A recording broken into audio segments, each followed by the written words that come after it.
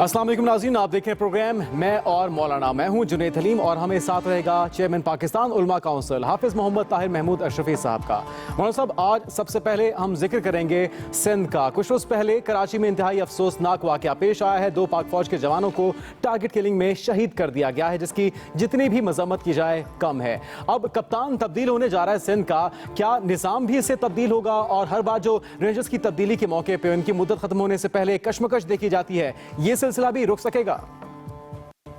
بسم اللہ الرحمن الرحیم، نحمدہ ونصلی ونسلم علی رسولہ الکریم، اما بعد۔ سب سے پہلے تو میں پاک فوج کے ان جوانوں کی شہادت پر پوری قوم اس پر غمزدہ ہے، اور بالخصوص سپہ سالار قوم اور پاکستان فوج کے جوانوں کے ساتھ ہم ان کے غم میں برابر کے شریک ہیں۔ اللہ تبارک و تعالی ان جوانوں کو اپنے جوار رحمت میں جگہ دے، بڑی جنت عطا فرمائے اور ان کے لواحقین کو صبر دے۔ یہ بہرحال قوموں کی زندگی میں افواج جو ہوتی ہیں، جوان جو ہوتے ہیں، وہ اپنی قربانیاں پیش کرتے ہیں، اور قومیں جو ہیں اس سے مضبوط ہوتی ہیں، کمزور نہیں ہوتی ہیں۔ بلا شبہ پاکستان ایک ایسی جنگ میں ہے کہ ہمارا دشمن ہر انداز سے، ہر طرح سے ہم پہ حملہ آور ہوتا ہے۔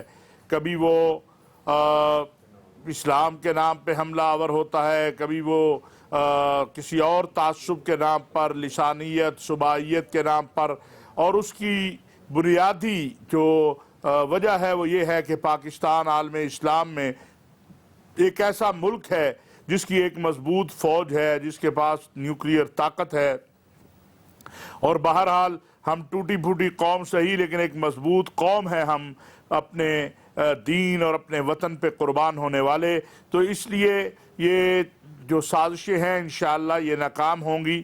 جن لوگوں نے بھی یہ کام کیا ہے وہ دراصل پاکستانی قوم کی توجہ مسئلہ کشمیر سے ہٹانا چاہتے ہیں، وہ ہمیں تقسیم کرنا چاہتے ہیں، وہ ہمیں بتانا چاہتے ہیں کہ ان کے ہاتھ بڑے مضبوط ہیں، لیکن انشاءاللہ یہ ناپاک ہاتھ اور ناپاک عزائم ناکام ہوں گے۔ پوری پاکستانی قوم کو اپنی افواج پہ فخر ہے، اپنے جوانوں پہ فخر ہے، ان کی شہادتوں سے پاکستان مضبوط ہوا ہے، پاکستان مضبوط ہوگا، مزید طاقت آئے گی ہمارے عزم اور حوصلے میں۔ اس لیے میں سمجھتا ہوں کہ اس معاملے میں ہمارا بڑا واضح موقف ہے کہ جوانوں کی شہادتوں سے قوموں کی زندگی جو ہے اس میں بہتری آتی ہے، مضبوطی آتی ہے، طاقت آتی ہے، اور ہمیں اپنے جوانوں پر فخر ہے۔ دوسری جو آپ نے بات کہی ہے، سندھ میں تبدیلی ہوئی ہے، قائم علی شاہ صاحب ان کی عمر کا بھی تقاضا تھا، حالات کا بھی تقاضا تھا، ان کو جانا چاہیے تھا، وہ چلے گئے۔ ایک اچھا فیصلہ ہوا جو آصف علی زرداری صاحب نے دبئی بیٹھ کر کیا، جس کو بلاول بھٹو زرداری نے قبول کیا۔ اب یہ عبداللہ شاہ صاحب کے بیٹے ہیں، مراد علی شاہ نوجوان ہیں، ان پر بہت سارے اعتراضات بھی آ رہے ہیں، بڑی محبتیں بھی آ رہی ہیں، پیر صاحب پگاڑا نے بھی ان کی حمایت کی ہے، اور نوجوان ہونے کے ناطے نوجوان ہونے کے ناطے ان سے یہ بھی توقع کی جاتی ہے کہ یہ اپنے صوبے کے اندر، صوبہ سندھ کے اندر بہتری لائیں گے، کیونکہ آزاد کشمیر کے جو الیکشن ہوئے ہیں اس میں پاکستان پیپلز پارٹی نے یہ بات دیکھ لی ہے کہ اگر ڈیلیور نہیں کیا جائے گا، اگر قیادت جو ہے، وزراء جو ہیں، وزیر اعلیٰ جو ہے وہ عوام کے مسائل کا خیال نہیں رکھے گا تو عوام بھی پھر الیکشن میں ان کا خیال نہیں رکھیں گے۔ تو مولانا صاحب، آپ کو لگتا ہے کہ حقیقی معنوں میں تبدیلی بہتری لا سکیں گے مراد علی شاہ؟ دیکھیے، یہ تبدیلی الیکشن کے لیے آئی ہے۔ یہ جو اب 18 ماہ یا جتنا بھی عرصہ رہ گیا ہے الیکشن میں، یہ تبدیلی اس کے لیے آئی ہے، اور اسی لیے تبدیلی لائی گئی ہے۔ اور میری معلومات کے مطابق اب معاملات کو کچھ عرصے کے لیے آصف علی زرداری صاحب نے بیچ میں وقفہ کیا تھا، وہ چیزوں کو اس طرح نہیں دیکھ رہے تھے، اب پھر ایک بار معاملات کو وہ ڈائریکٹلی دیکھنا شروع ہو گئے ہیں، اور ان کا خیال یہ ہے کہ اب ہمیں جنگی بنیادوں پر کام کرنا ہے، کیونکہ ہمیں الیکشن کے اندر جو ہے جانا ہے، چاہے وہ 1.5 سال ہے، 1.25 سال ہے، جتنا بھی عرصہ ہے، اور اگر ہم عوام کو ڈیلیور نہیں کریں گے تو الیکشن کے اندر اب ہمارے لیے وہ ماحول نہیں ہوگا جو ماضی میں تھا۔ تو اس لیے کوشش تو ان کی یہی ہوگی اور ان کو کوشش کرنی بھی چاہیے. ان کے لیے پرفارمنس بڑا بہتر کی امتحان جا رہی ہے. مولانا صاحب 2018 کے انتخابات کی تیاری کی جا رہی ہے. بلاول بھٹو زرداری کا اس میں کیا کردار دیکھ رہے ہیں؟ وہ کتنے نمایاں ہو کے ابھر کے سامنے آئیں گے؟ دیکھیے بلاول اب جو ہے نا، بلاول تھوڑا سختی کرے گا.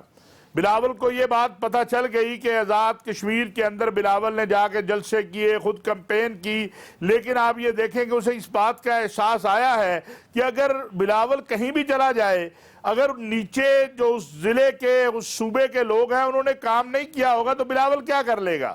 بلاول تو بھٹو کا ووٹ زندہ کرنے نکلا ہے نا، لیکن بھٹو کا ووٹ تب بھی ملے گا نا جب یہ گزشتہ جو 15 سال گزر گئے اس کے اندر بھٹو کا جو ووٹ تھا اس کے ساتھ اگر کسی نے سلوک ہی ایسا کیا ہو کہ اسے اس قابل ہی نہ رہنے دیا ہو کہ وہ اٹھ کھڑا ہو تو پھر کیا ہوگا؟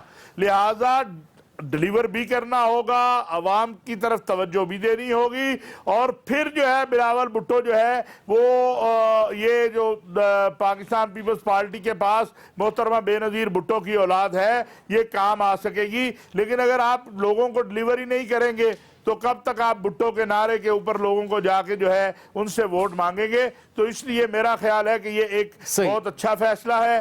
اور اب دیکھنا یہ ہے کہ ایک شاہ کی جگہ دوسرا شاہ جو آیا ہے وہ شاہ کی وفاداری کے ساتھ ساتھ قوم کے لیے اپنے لوگوں کا کتنا وفادار بنتا ہے یہ دیکھنا ہے، اور یہ چند دنوں میں سامنے آ جائے گا. 3 مہینے کے بعد جو رینجرز کے اختیارات کا چیلنج آتا تھا قائم علی شاہ صاحب کو، کیا مراد علی شاہ صاحب اس کو بہتر طریقے سے ٹیکل کر پائیں گے؟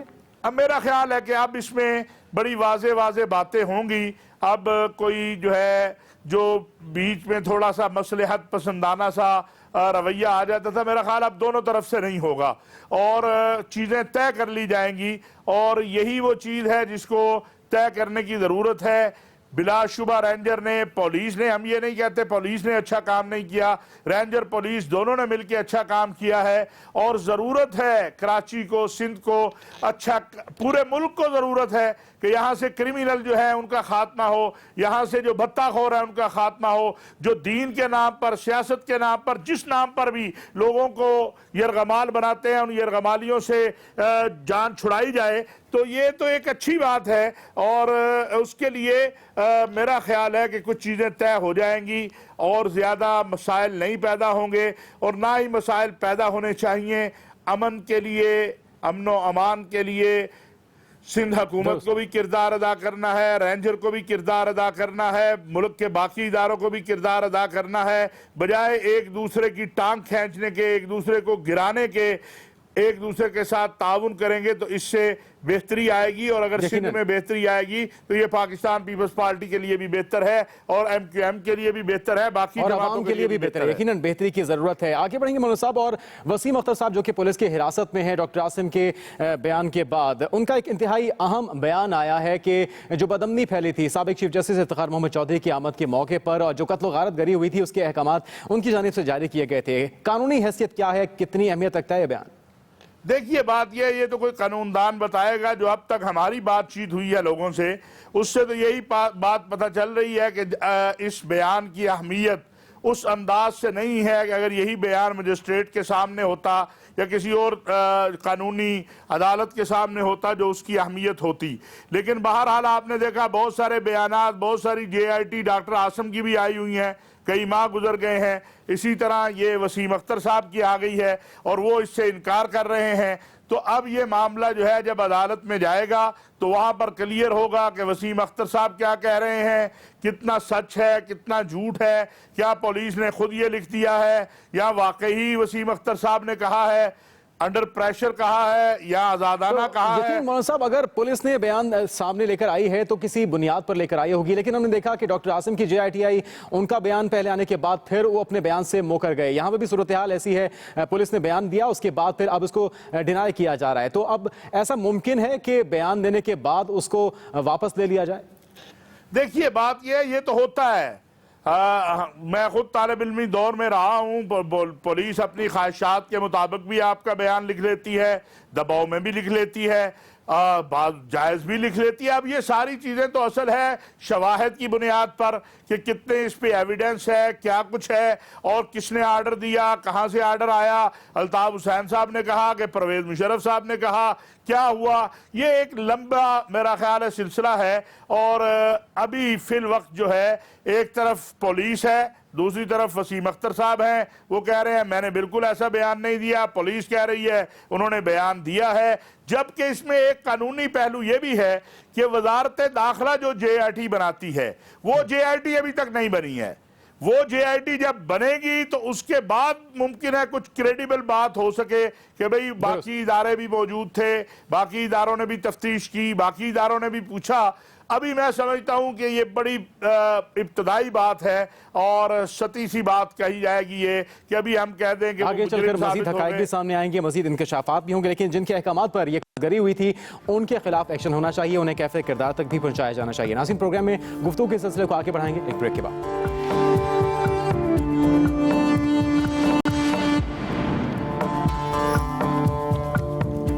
ناظرین، بریک کے بعد خوش آمدید. مولانا صاحب، اگر ہم متحدہ پر لگنے والے الزامات کی بات کرتے ہیں تو ایک طویل فہرست ہے. متحدہ قائد پر لگنے والے الزامات، رو سے تعلقات، ثانیہ بلدیہ کا معاملہ، اور اب وسیم اختر نے اس بیان کا بھی اقرار کر لیا ہے. ان کے سیاسی مستقبل پر کتنے اثرات اس کے رونما ہوں گے؟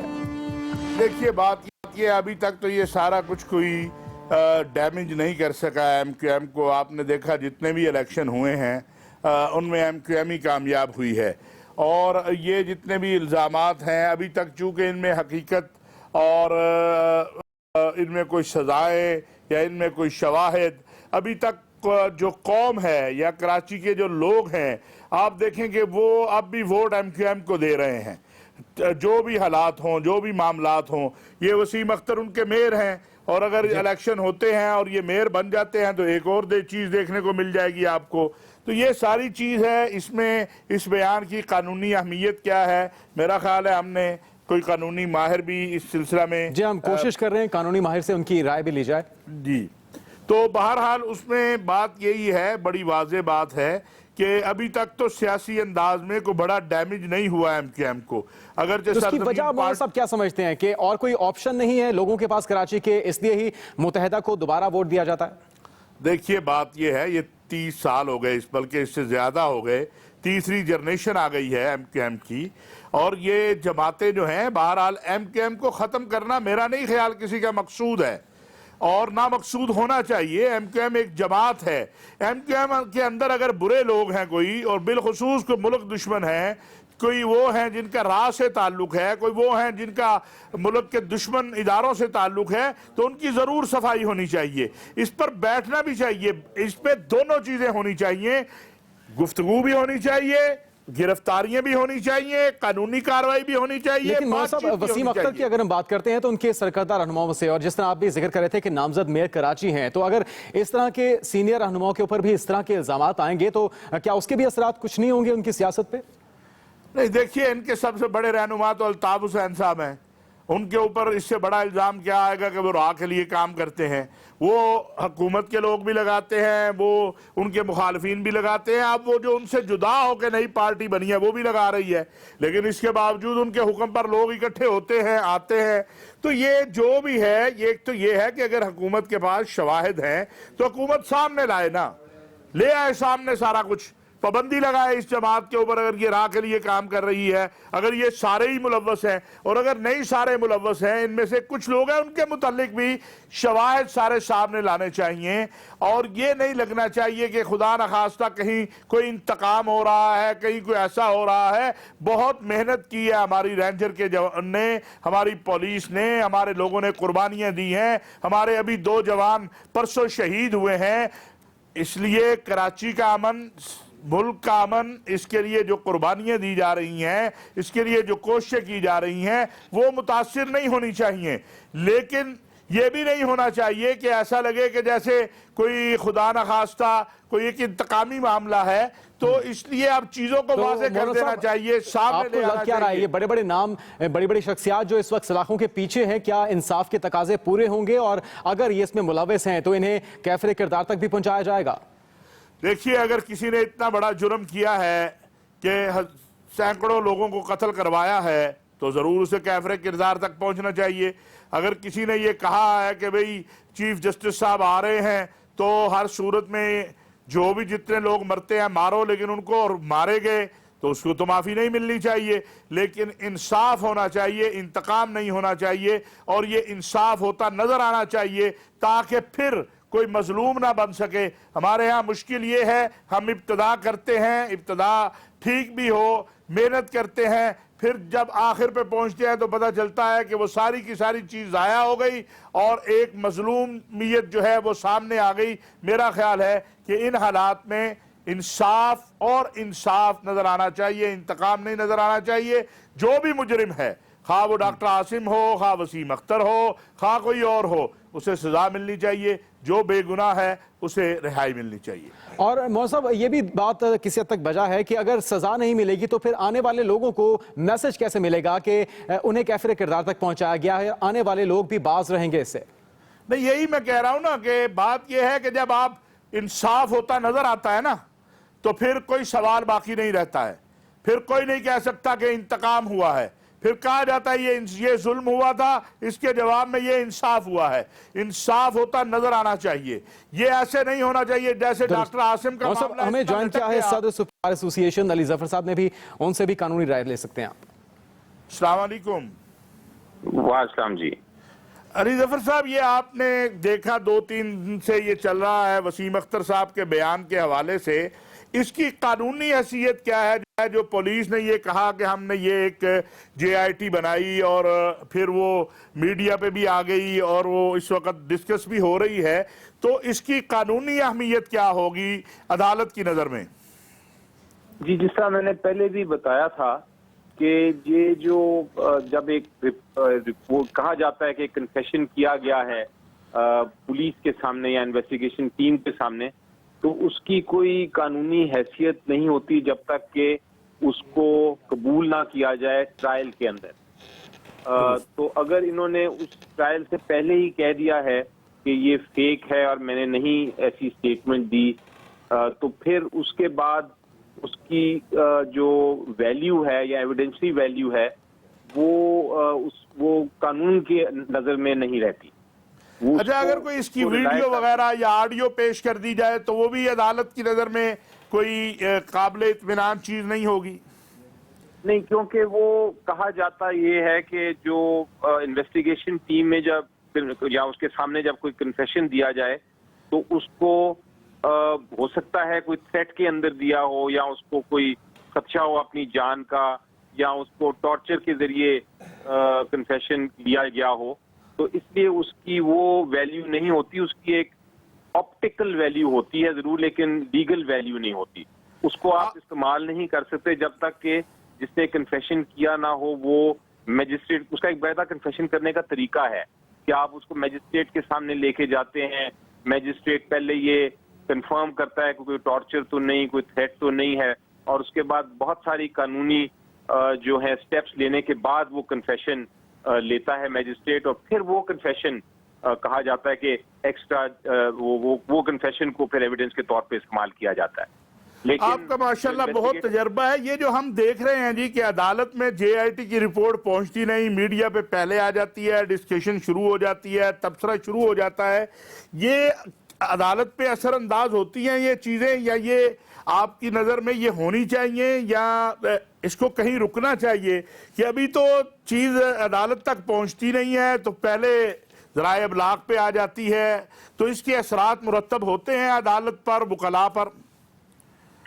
یہ بہت غلط پریکٹس ہے۔ اس کو اگر آپ ایز اے پریکٹس دیکھیں تو انویسٹیگیشن رپورٹ تو ایک بہت سیکرٹ چیز ہوتی ہے۔ اس نے پروسیکیوشن برانچ کے پاس پہلے جانا ہوتا ہے، پھر پروسیکیوشن برانچ اس کو عدالت میں پیش کرے تو ایک وہ پبلک ڈاکیومنٹ بنتا ہے اس قسم کا۔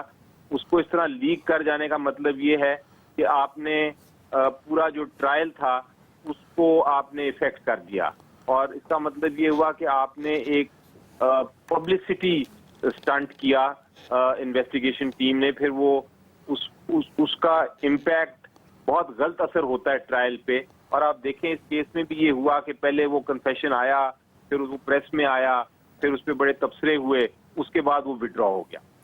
اچھا، اس کیس سے ہٹ کے علی ظفر صاحب آپ نے یہ جو پاناما لیکس آئی تھی اس کے حوالے سے بھی آپ کا ایک موقف آیا تھا، اور اب تو لگتا ہے حکومت اپوزیشن کی جو بات چیت تھی وہ بھی کہیں روٹھے ہیں، تو آپ نے کیا لائے عمل بنایا؟ سپریم کورٹ بار کا کیا لائے عمل ہے اس حوالے سے؟ ہم جب سے یہ ہم نے دیکھا کہ اپوزیشن اور حکومت کے مذاکرات اس میں کوئی پیش رفت نہیں ہوئی اور ایونچولی وہ ختم ہو گئے، اور پھر ہر پولیٹیکل پارٹی اپنی اپنی راہ اختیار کر رہی تھی، تو ہم نے پھر مشاورت شروع کر دی تھی ساری بارز میں، اور اب ہم ایک نیا آئیڈیا اور نئی اسکیم لے کے آ رہے ہیں بہت جلد، جو قانونی ایک رستہ ہے، اور اس رستے پہ میرا خیال ہے ہم کو پھر خود ہی کاروائی کرنی پڑے گی اگر ہمارے ساتھ کوئی پولیٹیکل پارٹی کی سپورٹ نہ پڑی۔ یعنی اگر سیاسی جماعتیں احتساب کی طرف نہیں بھی جاتی تو سپریم کورٹ بار اور وکلاء جو ہیں وہ اپنی جدوجہد کو لے کے آگے بڑھیں گے، وہ پاناما لیکس کو چھوڑیں گے نہیں؟ بالکل، یہ تو ہم نے پہلے ہی کہہ دیا تھا، اور یہ ہم کریں گے، اور یہ اس پوائنٹ پہ وکلاء سارے ایک ہی پلیٹ فارم پر ہیں۔ بہت شکریہ علی ظفر صاحب آپ کا۔ صاحب گفتگو آپ نے سنی، علی ظفر صاحب کا بھی یہی کہنا تھا کہ ٹرائل سے پہلے ہی اگر بیان واپس لے لیا جائے تو پھر قانونی حیثیت اس کی نہیں رہتی۔ ناظرین، دیگر اہم ایشوز کو بھی پروگرام کا حصہ بنائیں گے ایک بریک کے بعد۔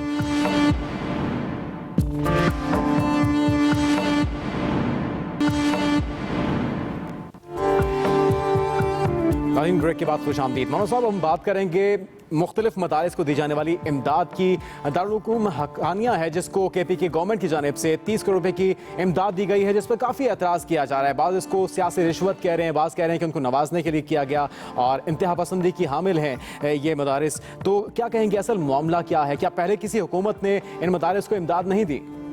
پہلے تو میں آپ کو یہ بتا دوں کہ پچھلی 2 حکومتیں جو رہی، ایک متحدہ مجلس عمل کی اور ایک ANP کی، تو اس کے اندر 367 ملین ایک حکومت نے اور 187 ملین ایک وزیر اعلیٰ نے۔ یہ میں وزیر اعلیٰ کی بات کر رہا ہوں، اپنے اختیارات سے، اپنے قلم سے مختلف مدارس کو، مختلف مساجد کو فنڈ دیے۔ محکمہ اوقاف جو ہے وہاں پر KPK میں 170 ملین ایک حکومت میں اس نے دیا، 52 ملین ایک حکومت میں دیا۔ تو کیا یہ سارے جو فنڈ مختلف مدرسوں کو دیے گئے وہ جائز تھے؟ اور دارالعلوم حقانیہ کو اگر دیا جائے تو وہ ناجائز ہے؟ پھر ابھی تو دارالعلوم حقانیہ کا اور جو حکومت کا ایک ایگریمنٹ ہوا ہے وہ سامنے آ گیا، اس میں کہیں ذکر نہیں ہے کہ یہ دارالعلوم حقانیہ کے طلباء کو پیسے دیے جائیں گے، ان کی جو ہے روٹی پانی پہ خرچ ہوں گے۔ یہ تو بتایا گیا کہ وہاں سائنسی لائبریریاں بنائی جائیں گی، کمپیوٹر لیب بنے گا، اکیڈمک بلاک بنے گا، اسکول کی وہاں آپ کو میں بتاؤں کہ مولانا عبدالحق رحمہ اللہ جو مولانا سمیع الحق صاحب کے والد تھے، انہوں نے جہاں یہ مدرسہ بنایا اس کے ساتھ ایک اسکول بھی بنایا، اس اسکول کی جو ہے اس کو اپ گریڈ کیا جائے گا، اور یہ سارا پیسہ دارالعلوم حقانیہ کو نہیں دیا گیا، یہ پیسہ گورنمنٹ لگائے گی، دارالعلوم حقانیہ سے کے ساتھ مل کر خرچ گورنمنٹ نے کرنا ہے، دارالعلوم حقانیہ کو 1 روپیہ نہیں ملا۔ اگر یہ پہلے بھی ہوتا آیا، اب بھی ہو رہا ہے، تو پھر یہ سب خفا کیوں ہے؟ مولانا فضل الرحمان کی بات کی جائے، وہ بھی کافی ناراض نظر آتے ہیں اس معاملے پہ۔ اصل بات یہ ہے کہ سیاست نے چیزوں کو اتنا بگاڑ دیا ہے کہ ہم بغیر میں آپ کو بتاؤں، یہ وفاق المدارس کی بات ہوتی ہے، میں ذمہ داری سے کہہ رہا ہوں کہ وفاق المدارس کے ذمہ داروں نے پنجاب کے اندر جو ہے وہ پلاٹ لیے ہیں، میں ذمہ داری سے کہہ رہا ہوں۔ اسی طرح وفاق المدارس کے ایک اہم ترین ذمہ دار کو ابھی بلوچستان کی ایک شخصیت نے جو ہے فنڈ دیے ہیں۔ تو اگر آپ کے گھر میں آئے تو ٹھیک، میرے گھر میں آئے تو نہیں ٹھیک، یہ نہیں ہونا چاہیے۔ اگر واقعی دارالعلوم حقانیہ نے جو معاہدہ کیا ہے اور وہ اصلاحات کی طرف جا رہے ہیں تو بھئی یہ تو خوش ہونے کی بات ہے۔ تو مولانا صاحب، معاملہ یہ بھی ہے کہ اصلاحات کے نام پہ، ٹیچنگ کے نام پہ، ٹریننگ کے نام پہ جو فنڈز آتے ہیں بڑے بڑے، یہ کہاں سے آتے ہیں، کون استعمال کرتا ہے، کہاں جاتے ہیں، کیا اس کا بھی کوئی چیک اینڈ بیلنس ہوتا ہے؟ دیکھیے، یہی میں کہنے لگا ہوں، پرویز مشرف صاحب کے دور میں بے انتہا پیسہ آیا ہے۔ جب وزارت مذہبی امور سے ہم پوچھتے ہیں کہ بھئی وہ پیسہ کہاں گیا مدارس اصلاحات کے نام پہ، وہ کہتے ہیں ہمیں پتہ نہیں ہے۔ جب داخلہ سے پوچھتے ہیں وہ کہتے ہیں ہمیں پتہ نہیں ہے، لیکن سب کہتے ہیں کہ ہاں پیسے آئے تھے۔ بھئی بیرونی امداد لیتے ہو کہ مدرسوں میں اصلاحات کرنی ہے؟ یہاں کئی ادارے ہیں، این جی اوز ہیں، کسی وقت انشاءاللہ اس پہ تفصیل سے بات کریں گے وہ سارے ڈاکومنٹ کے ساتھ، اور اس میں کچھ لوگوں کو لیں گے کہ اس ملک کے اندر مذاق بنا ہوا ہے مدرسے کے نام پر کہ جی مدرسہ اصلاحات، ٹیچر ٹریننگ، فلانی ٹریننگ، امام کی ٹریننگ، خطیب کی ٹریننگ۔ بھئی اگر یہ سارا کچھ ہو رہا ہے تو اس ملک کے اندر تو امن کی جو ہے وہ نہریں بہہ جانی چاہیے تھی، جبکہ حالات ایسے نہیں ہیں۔ تو میرا خیال ہے کہ جو ایگریمنٹ آیا ہے، اگر واقعی دارالعلوم حقانیہ اصلاحات کی طرف جا رہا ہے، وہاں کمپیوٹر لیب بن رہی ہے، وہاں سائنس کی لیب بن رہی ہے، وہاں ریاضی پڑھائی جائے گی، وہاں جدید علوم پڑھائے جائیں گے، وہاں تعاون کا راہ کھلے گا، اور دارالعلوم حقانیہ جو دوسرے مدارس ہیں ان کو جدید علوم، تو آپ کا وفاق المدارس اور تنظیم المدارس اور اتحاد تنظیمات مدارس یہ وفاقی حکومت کے ساتھ کیا مذاکرات کر رہے ہیں؟ یہی کر رہے ہیں نا کہ جدید علوم بھی پڑھائے یہ تو جائیں ملک کے گے۔ اندر سے آنے والی فنڈنگ ہے، ایڈ ہے، جو بین الاقوامی فنڈنگ ہوتی رہی ہے اس کا بھی تذکرہ ہوتا رہا، کیا اس کا بھی کوئی چیک اینڈ بیلنس نہیں رہا؟ میرا خیال ہے کہ اب یہ وقت آ گیا ہے، اب اس طرف توجہ دینی چاہیے ملک کے اداروں کو بھی، ہماری وزارت داخلہ کو بھی، ہمارے سلامتی کے اداروں کو بھی، کہ یہ کیا ہو رہا ہے، یہ کھیل کیا ہے۔ یہ مدارس کے نام پہ، دین کے نام پہ، انٹرفیتھ انٹرسیکٹ ہارمنی کے نام پہ اب یہ ساری چیزیں دیکھی جانی چاہیے اور ان کی طرف توجہ کی جانی چاہیے۔ انشاءاللہ کچھ چیزیں ہمارے پاس بھی ہیں، ہم بھی سامنے لانے کی کوشش کریں گے، اور امید کہ اب دیکھیے اگر دارالعلوم حقانیہ نے یہ ابتدا کی ہے کہ وہ کہتے ہیں کہ جناب دین اور دنیا، جدید تعلیم اور مدرسے کی تعلیم دونوں ہونی چاہیے، تو یہ تو آپ کا 15 سال سے مطالبہ تھا، اسی کے لیے تو روز مذاکرات ہمارے بلیغ الرحمان صاحب کے ساتھ اتحاد تنظیمات مدارس کرتی ہیں۔ تو اگر یہ ہو رہا ہے تو یہ ایک اچھی بات ہے کہ بری بات ہے، لیکن اگر خدا نہ خواستہ یہ پیسہ دہشت گردی پہ لگے، انتہا پسندی پہ لگے، یا اس سے دہشت گردی انتہا پسندی پروموٹ ہوگی تو سب سے پہلے ہم بولیں گے۔ لیکن یہ میں آپ کو بتا دوں، ضیاء الحق صاحب کے دور میں زکوٰۃ فنڈ شروع ہوا تھا، سارے مدارس لیتے تھے، اس کے بعد مختلف مدوں میں لوگ لیتے رہے، پیسے پلاٹوں کی صورت میں لیتے رہے۔ اگر آپ یہاں بہت سی جگہوں پہ چلے جائیں، بڑے بڑے مدارس نے پلاٹ لیے ہوئے ہیں، ان پر اپنے ادارے قائم کیے ہوئے ہیں، تو پھر جناب یہ وہ پلاٹ بھی تو حکومتی سے ملتا ہے نا، وہ پلاٹ یہ تو نہیں ہوتا کہ وہ کسی اور کا ہوتا ہے۔ تو اس لیے، اور پھر میرے پاس تو 450 صفحات پر مشتمل ایک پلندہ ہے، میں کیا آپ کو بتاؤں کہ یہاں پر کس کس کے لیے امداد جو ہے ریکمینڈ کی ہوئی ہے۔ تو اس لیے میرا خیال ہے کہ بلا وجہ متون نہیں کرنا چاہیے۔ ہاں اگر مولانا سمیع الحق صاحب اس پیسے کو اپنی سیاست کے لیے استعمال کرے یا ڈائریکٹلی حکومت اٹھا کر یہ پیسہ مولانا کو دے دے تو پھر یہ بری بات ہوگی، لیکن یہ پیسہ یعنی کہ فنڈنگ ایڈ پہلے بھی آتی رہی ہے، کس مقصد کے لیے استعمال ہو رہی ہے اس پر نظر رکھی جانی ضروری ہے۔ ناظرین، گفتگو کے سلسلے کو آگے بڑھائیں گے ایک بریک کے بعد۔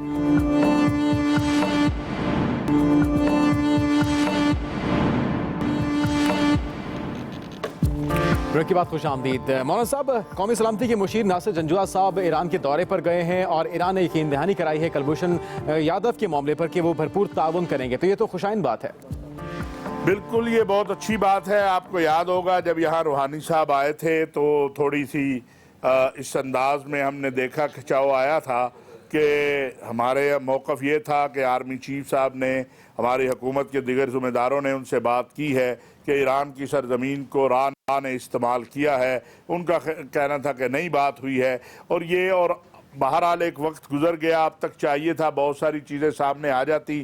پاکستانی قوم بڑی حساس ہے اس معاملے میں کہ پاکستان کے خلاف جو کوئی بھی سرزمین استعمال ہو، اور بالخصوص ہمارے پڑوس میں ان ممالک کے جو ہمارے دوست ہیں وہ نہیں ہونی چاہیے۔ اب یہ یقین دہانی آئی ہے، اب یہ دیکھتے ہیں کہ یہ کس حد تک جو ہے اس پر عمل ہوتا ہے، کتنی دیر میں یہ معاملات جو ہیں یہ حل ہو کے سامنے آتے ہیں، یہ ایک اچھی بات ہے، لیکن انتظار کرنا چاہیے کہ عملی طور پر کیا سامنے آتا ہے۔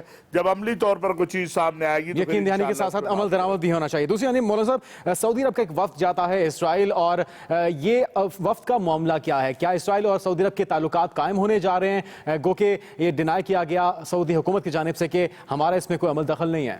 دیکھیے، سعودی وزارت خارجہ نے واضح طور پر اس کی تردید کی ہے اور یہ کہا ہے کہ یہ لوگ کوئی حیثیت نہیں رکھتے، نہ ان کی کوئی وہاں سعودی عرب میں کوئی سیاسی حیثیت ہے، نہ ان کی کوئی قانونی حیثیت ہے، نہ یہ کوئی حکومت کے ذمہ داران ہیں۔